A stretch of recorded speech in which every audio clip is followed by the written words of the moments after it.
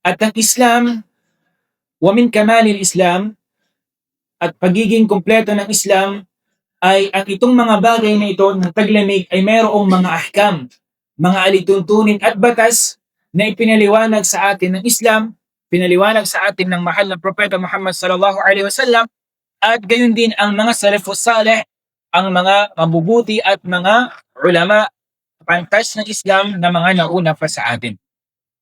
Kabilang doon sa sinabi ng mahal naming Propeta sallallahu alaihi wasallam na nagpapaliwanag hinggil dito sa tinatawag na taglamig na ito.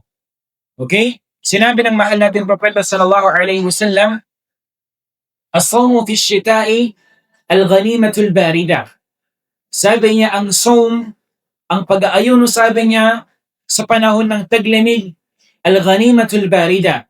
Ito sabi niya ay malamig na yaman o yaman na malamig. Ano ba ang tinutukoy ng mahal na Propeta sallallahu alaihi wasallam?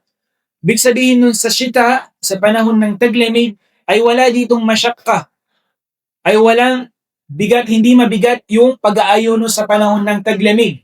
Hindi siya katulad ng pag-aayuno sa tag-init, ay dito mas nararamdaman mo yung uhaw at gutom.